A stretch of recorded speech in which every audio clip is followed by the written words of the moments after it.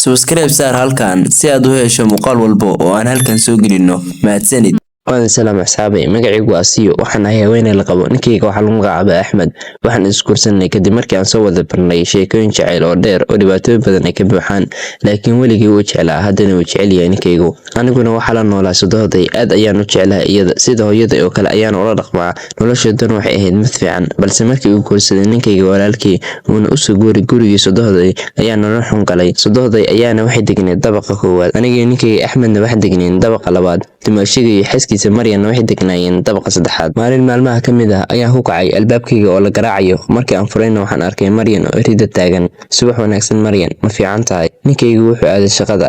aad ayaan u daalanahay anigu maxaad ku daashay ma garanayo waxaan ku daalay laakiin aad ayaan u daalanahay madaxana wuu i wareerayaa waxay ila tahay inaad uur leedahay hadda uur miyaan leeyahay haa marka ninkaagu yimaado u tag dhakhtar si aad u hubiso inaad uur leedahay iyo inaadan lahayn haye iga raali noqo haddii aan ku dhibay dhib ma lahan habeenkii markii la gaaray hurdo ma aanan seexan maxaa yeelay waxaa sanad iyo 5 bilood laga jooga arooskeena aniga iyo ninkayga Axmed welina uur uma yeelan waxaanse la yaabay Maryan oo hadda iyadu iga dambeysay guurka ayaa iga hor qaaday uur aniguna waxaan dareemay niyad jab iyo murugo markaas ayaan go'aansaday inaan aado dhankii sodooday si aan ula fariisto wax yar ilaa uu ka imaanayo ninkayga Axmed markii aan hoos u degay ayaa waxaan arkay sodooday oo soo jeeda kadibna waan la fariistay uur cusub miyaa yeelatay maya hooyo sanad ayaa laga joogaa guurkiina welina uur maad yeelan maxaa dhacay gabadheedii waa amar ilaahay hooyo haa awlaad ilaahay baa baxsha laakiin waa inaad dhakhtar aada si loo hubiyo inaad xanuunsan tahay iyo inaad fiican tahay haye hooyo waxay kadib waxa yimid ninkayga Axmed iyo Usaama kadibna waan wada qadeynay kadibna Usaama iyo Maryan waxay aadeen dhakhtar aniga Axmed qolkeenii ayaan ku laabanay oo wanaagsan tahay gacayso wajigaagu ka duwan yahay wajiyadii maalmihii hore Axmed maxaa ka qabtaa haddii aan mar kale u tagno dhakhtar maxaa yeelay waqti badan bay igu qaadatay inaan uur yeesho dhakhaatiir badan ayaan u tagnay arrintaana nama qusayso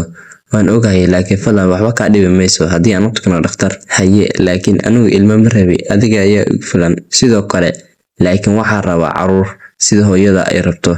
haye gacaliso maalintii dambe dhakhtar ayaan tagnay waana la baaray dhakhtarkiina wuxuu yiri wax walba gacanta ilaahay bay ku jiraan adigan waa caafimaad qabtaa kadibna waxaan u maadinay dhakhtarkii markaas ayaan ka baxnay dhakhtarkii intii aan wadada ku sii jirnay Axmed wuxuu ii sheegay inuusan rabin caruur ee uu aniga rabo wuxuu isku dayay inuu culayska iga yareeyo aniguna taas waan uga mahad celinayaa kadibna guriga ayaan tagnay markii aan galnay guriga waxaan maqalnay qosol xoogan oo ka imaanaya mid kamid ah qololka kadibna aniga Axmed ayaa galnay waxaana fadhiyay Usaame Maryan iyo sodooday Maryan waxaa leedahay uur hambaliyo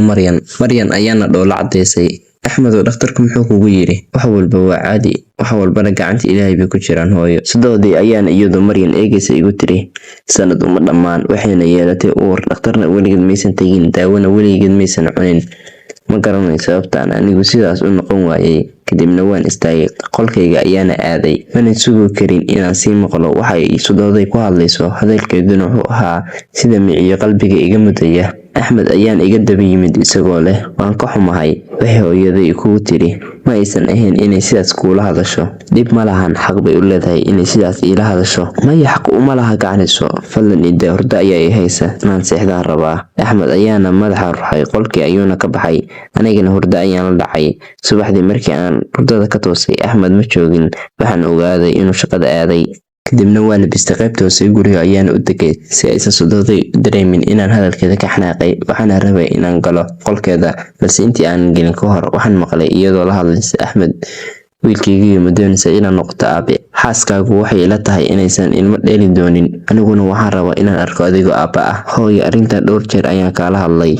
waxaana kuu sheegay inaan caruur doonayn mana rabo inaan guursado gabar kale kamana tagay xaaskayga sababtoo ah waan jeclahay maxaad u jeceshahay gabadhaas wiilkaygiiyo noloshu way gaaban tahay markaad keliya noqoto waad cidloon doontaa marna kuma fikri doono inaan iyada ka tago arrintuna waxay noqon doontaa sidii ilaahay ka dhigo kadibna wuxuu ka baxay qolka balse wuxuu arkay anigoo banaanka taagan